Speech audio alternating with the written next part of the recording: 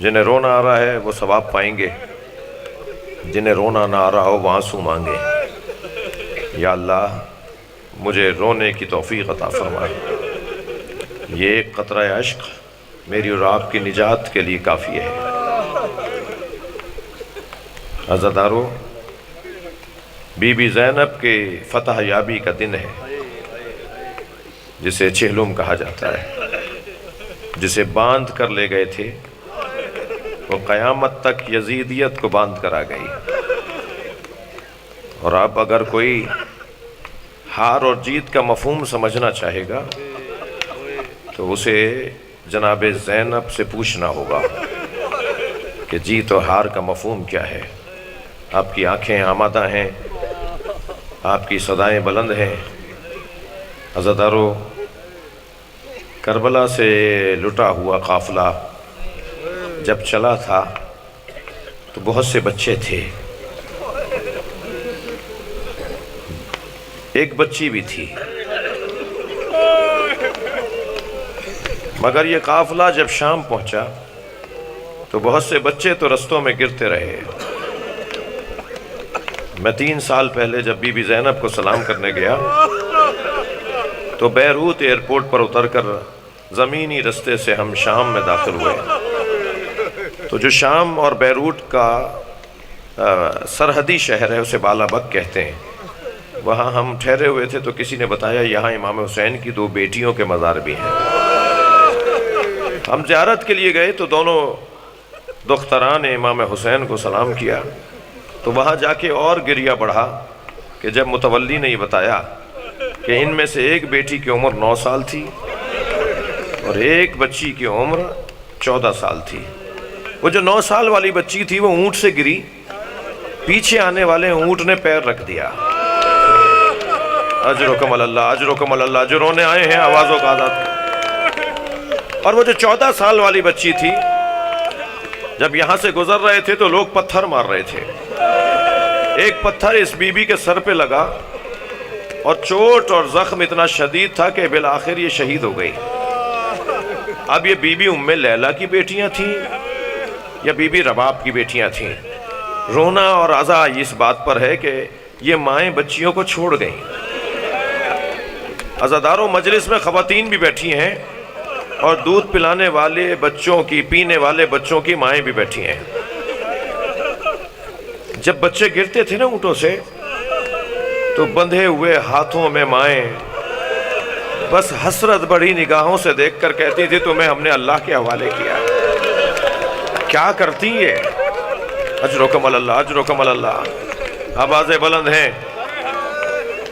عزادارو، یہ قافلہ شام پہنچا اور شام میں بازار شام، دربار شام اور زندان شام، یہ تینوں سخت امتحان تھے جناب زینب کے لیے، سخت ترین امتحان تھے۔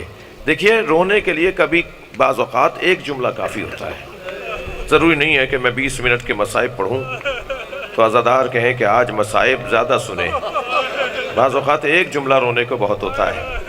ابھی پچھلے دنوں ایک شہر کے اندر، اندرون ملک کے ایک شہر میں بہت بڑا مجمع بڑی کثرت سے سننے آئے ہوئے تھے لوگ۔ محبت کرنے والوں میں سے کسی کا ایک مجھے دھکا لگا، میں ذرا غیر متوازن ہوا تو میرے سر سے عمامہ زمین پہ گر گیا۔ تو وہاں جو چاہنے والے تھے ایک نے اٹھا کر مجھے دیا اور اس کی مذمت کرنے لگے کہ دیکھ کے چلو کیا کر رہے ہو۔ وہ مجھے عمامہ اٹھا کر معافیاں مانگتے ہوئے دے رہا تھا اور میں رو رہا تھا۔ ہمارے اربوں کھربوں انگنت امام قربان حسین کی جوتیوں پر،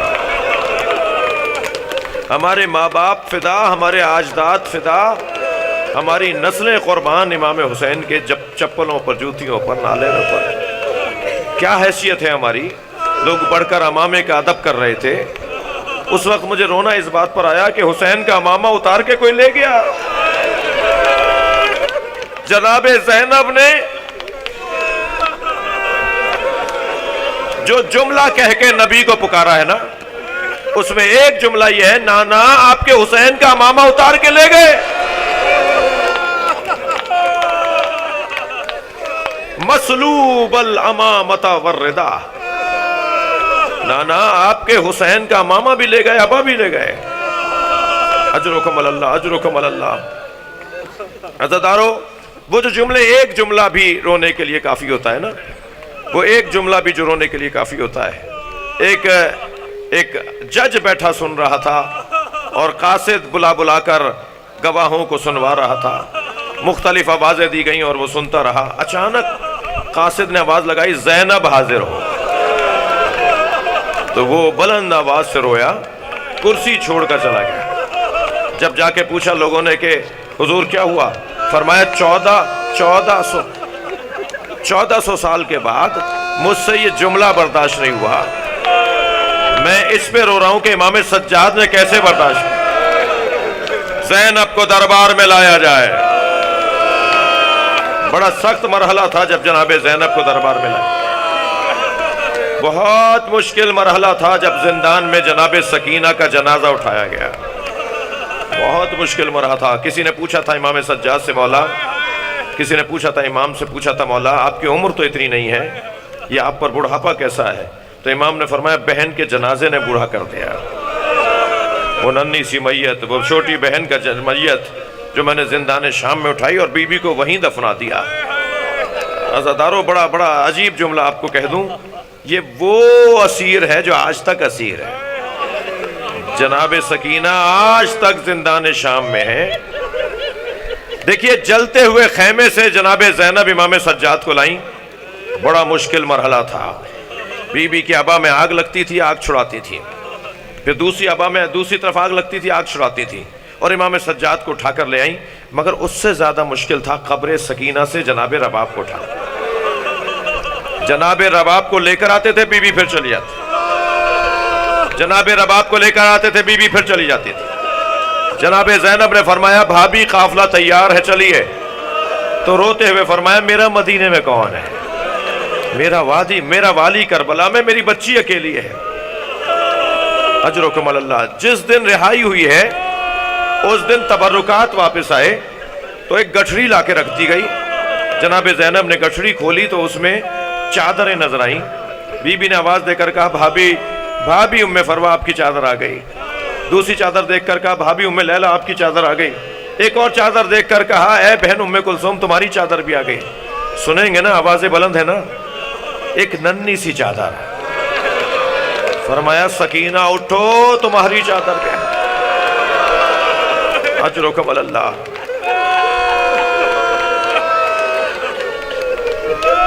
شام سے رہائی پا کر جناب زینب کربلا جا رہی ہیں. جب کربلا قریب آئی نا تو بی بی نے اونٹ کے بیٹھنے کا انتظار نہیں کیا، اونٹ سے نیچے گر گئیں. اور میں نہیں بیان کر سکتا کہ جس انداز سے قبر حسین کی طرف بڑھی ہیں. ادھر پہلا زائر قبر امام حسین صحابی رسول جناب جابر ابن عبداللہ الانصاری رضی اللہ تعالیٰ عنہ رضوان اللہ تعالیٰ علیہ، وہ اپنے غلام عطیہ کے ساتھ آئے ہوئے تھے. اور پہلی دفعہ قبر حسین پر اگر کوئی آیا ہے تو وہ جناب جابر آئے ہیں. اور قبر حسین پر بیٹھ کر اپنے غلام سے کہا دور جا کے کھڑے ہو جاؤ، میں اکیلا بیٹھنا چاہتا ہوں. عطیہ کہتا ہے کہ میں دور سے دیکھ رہا تھا، لگ ایسا رہا تھا جیسے حسین سے بات کر رہے ہوں. وہ کچھ کہتے ہیں اور پھر جواب آتا ہے. کچھ دیر رکتے ہیں اور سنتے ہیں کہ کوئی جواب آ رہا ہے.